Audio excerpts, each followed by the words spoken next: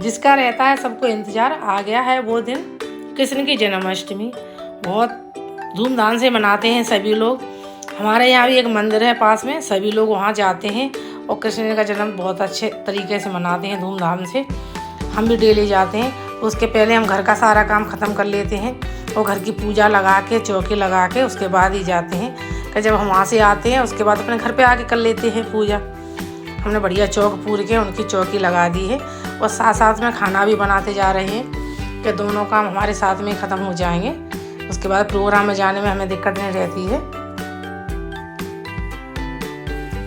वैसे तो मैं पूजा अपने मंदिर में करती हूँ, पर कृष्ण जी का जब जन्म होता है तो मैं आंगन में चौकी लगाती हूँ। कि सभी लोग बैठते हैं तो पूजा में व्यवस्था नहीं बन पाती है। इसमें आंगन में सब लोग आराम से बैठ जाते हैं, दिक्कत नहीं पड़ती है, इसलिए मैं आंगन में लगा दी है चौकी। और हमारे यहाँ हमारी सासू माँ बोलती हैं कि 3 दिन तक उन्हें जिस जगह पे बैठालते हैं वहाँ से उठाते नहीं हैं, कि वो 3 दिन तक सोवर में रहते हैं। इसलिए हमने आंगन में लगा दी है, यहाँ पे कोई दिक्कत नहीं रहेगी। बीच में आम के पत्ते नहीं मिले थे तो मैंने अशोका के पत्ते लगा दिए हैं। कलश बना दिया है उनके लिए।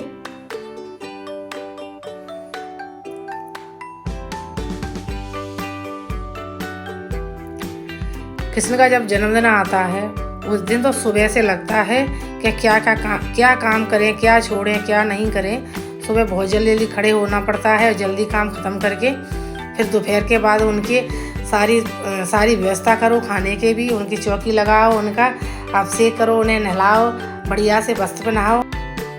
मैं तो 1 हफ्ते पहले ही मार्केट में जाके उनका पूरा श्रृंगार, उनकी पोशाक लेके आ गई थी। तो मार्केट में इस टाइम पे इतनी भीड़ चल रही है, बहुत ज़्यादा, तो मैंने पहले ही ला के रख दिया था। उनको नहला के बढ़िया अभिषेक कर दूँगी उनका और बढ़िया सजा के उन्हें झूले पे बिठा दूँगी लला को। अब मेरे घर में क्या है, लड्डू गोपाल एक नहीं है, 3 हो गए हैं। 2 तो मेरे पहले से थे, एक मेरी सासू माँ भी लेके आ गई हैं, तो 3 हो गए हैं। तो मैं सबके लिए बढ़िया सी ड्रेस लेके आई हूँ और सबका अभिषेक कर दिया है मैंने। पहले गंगा जल से, फिर दूध दही से, शहद से, उसके बाद शुद्ध जल से नहला के वो बिठा दिया है। साथ साथ में अपना खाना भी बनाते जा रही हूँ, हमारे सारे काम ख़त्म हो जाएंगे।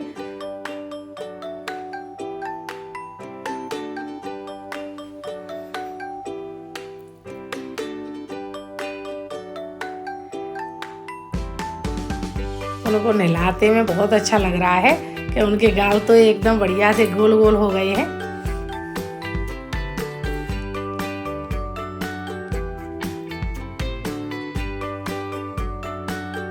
भगवान की जब पूजा करते हैं तो ऐसा लगता है कि सारा काम छोड़ दो, बस उनके पास ही बैठे रहो, उनकी सेवा करते रहो, उनको सजाते रहो, नहलाते रहो और कुछ मत करो।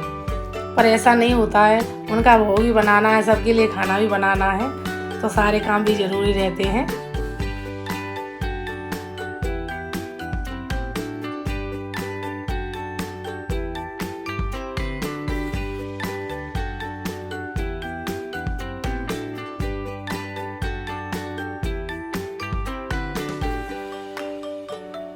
मैंने उनको नहला के और बढ़िया उड़ा के बैठा दिया है कि जब तक आप बैठो तब तक मैं किचन में जाती हूँ। जो हमारी उसमें खीर और पूड़ी सब्जी बन रही है उन्हें देख लेती हूँ तब तक।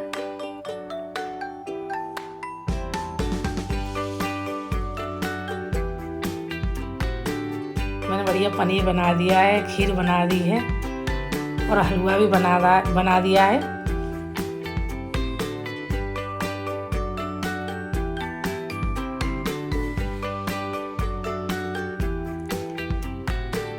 और मैं उनका श्रृंगार कर देती हूँ, उनकी पोशाक लेके आई हूँ सब।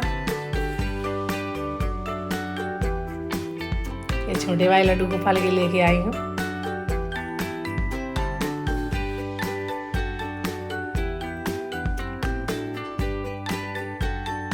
ये हमारे बड़े लड्डू गोपाल की है।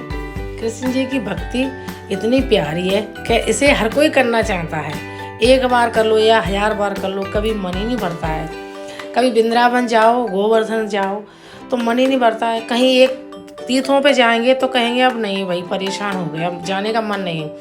पर वृंदावन एक ऐसा धाम है, वहाँ कितने भी बार जाओ और बांके बिहारी के दर्शन करने के लिए आंखें तरसे रहती हैं, कब उनका पर्दा हटे और उनके दर्शन करें तो मन शांत हो जाता है उनके दर्शन करने का। ऐसे ही घर में जब कोई भी पूजा करते हैं सुबह नहा धो के जल्दी काम ख़त्म करके वही लगता है कि भगवान को कब नहलाएं, कब उनका भोग लगाएं, कब उनको वस्त्र पहनाएं, कब उनके माथे पे चंदन लगाएं। बहुत ही अच्छा लगता है। कृष्ण ने तो हमेशा बचपन से एकदम नटखट से रहे हैं, तो इसलिए उनकी भक्ति करने में बहुत अच्छा लगता है। और जन्माष्टमी के दिन तो कुछ कहो मत, 8 दिन पहले से सोचने लगते हैं कि उनके लिए क्या बनाएंगे, क्या उनके लिए वस्त्र लेके आएंगे, कैसी ड्रेस लेके आएंगे उनके लिए। मैं कई बार वृंदावन गई हूँ, तब भी मन करता है कि वृंदावन चले जाएं, उनके दर्शन कर आएँ और गोवर्धन जी महाराज की परिक्रमा दे आएँ। और बहुत अच्छा लगता है वहाँ जाके।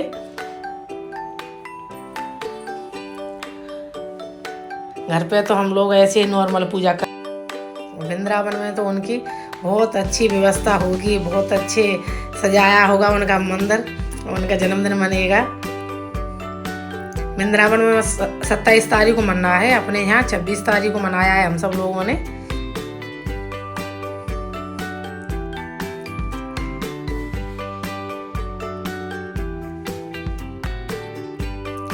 तीनों मैंने तैयार होकर बिठा दिए हैं। उसके बाद मैं किचन में आ गई हूँ, थोड़ा सा काम रह गया तो वो भी फिनिश कर लेती हूँ। सारे दिन काम करो और कृष्ण की भक्ति करते रहो तो मन बिल्कुल भी ये नहीं लगेगा आज काम मत करो, थकावट है, नहीं, जल्दी जल्दी काम खत्म करो। इसलिए जल्दी उनकी पूजा करनी है, जल्दी पालना झुलाना है उनको। हमारे यहाँ लंबा हलवा बनाते हैं, गुड़ और चीनी पानी को घोर के, उसके बाद बढ़िया गर्म हो जाता है, उसमें पराठा या पूड़ी बेल के और हाथ से मीड़ लो या मिक्सी में ग्राइंड करके उसे डाल दो चूरमा बना के। जी हमारे यहाँ जन्माष्टमी पे ज़रूर बनता है, मीठी चीज़ बोलते हैं इसे। और हमारे यहाँ एक चीज़ बनती है, उसे कहते हैं हरीरा। जो बच्चे पैदा होते हैं तो उसकी माँ को खिलाते हैं, तो वो हमारी सासू माँ हर उसमें जन्माष्टमी के दिन बनाती हैं। तो हमसे भी बोला कि तुम हरीरा बना लो। मैंने कि मेरे को तो नहीं आता। उन्होंने कि हम बताते जाएंगे। उन्होंने बताया और मैं बनाती गई हरीरा। साथ साथ में पापड़ भी बेल लिए हैं बेसन के, बढ़िया गोल गोल।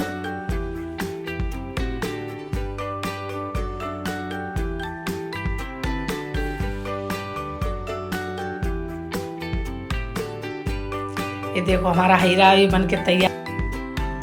अगर आप इसकी रेसिपी जानना चाहते हो तो हमें कमेंट करके बताएं, तो हम आपको इसको बनाना बताएंगे कि कैसे बनता है हरीरा। ये बहुत टेस्टी लगता है और बहुत स्वास्थ्य के लिए बहुत अच्छा भी है। जब बच्चे होते हैं तो हर माँ को खिलाते हैं इसे गरम गरम। किचन का काम ख़त्म करके उसके बाद मैंने सोच रही हूँ उनका पलना बढ़िया तैयार कर देती हूँ।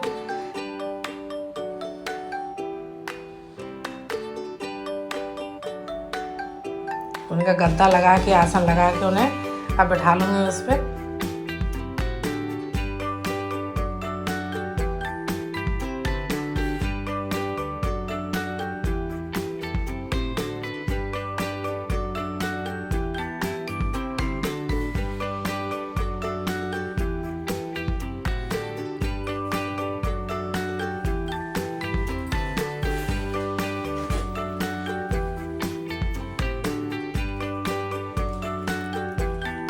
हमारे पास झूला तो 2 थे, भगवान 3 हो गए, तो एक मैंने सिंहासन में बिठा दिए हैं।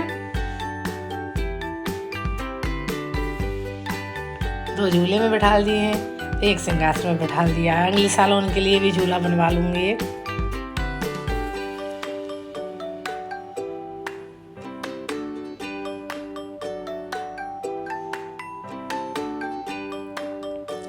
ये तीनों हमारे झूले पे विराजमान हो गए हैं।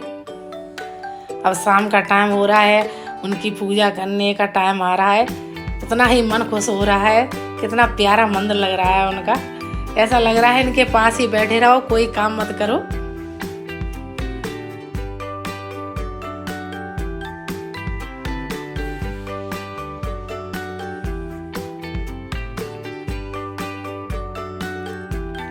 बढ़िया चंदन का लेप लगा के उनका श्रृंगार कर दिया है। उनके लिए चिन्नामृत बना लिया है, पंजीरी और मक्खन भी बना लिया है, भोग बना के तैयार कर दिया है। हर भोग में तुलसी के पत्ते डालना बहुत ज़रूरी है। मैंने दोपहर भी तोड़ के रख लिए थे कि शाम को नहीं तोड़े जाते हैं। कृष्ण भगवान की जब पूजा करो तो डेली भोग में उन तुलसी का पत्ता रखना बहुत ज़रूरी है। विष्णु भगवान को तुलसी का पत्ता बहुत प्रिय है।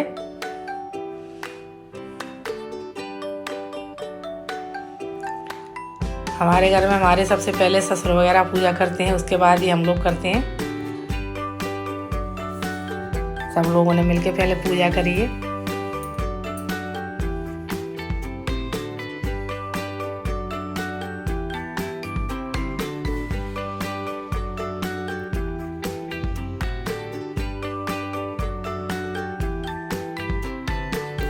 सब लोगों ने पूजा करने के बाद हवन किया है।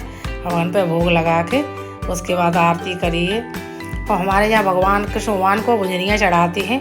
जब रक्षाबंधन पे भुजरियाँ बोते हैं हम लोग तो एक जगह हम भुजरियाँ छोड़ देते हैं और जन्माष्टमी के दिन ही उनमें से निकाल के और अच्छी तरह से धो के और भगवान को अर्पित करते हैं। ये हमारे यहाँ बहुत पुरानी रीत है कि कृष्ण भगवान को भी हम लोग भुजरियाँ अर्पित करते हैं।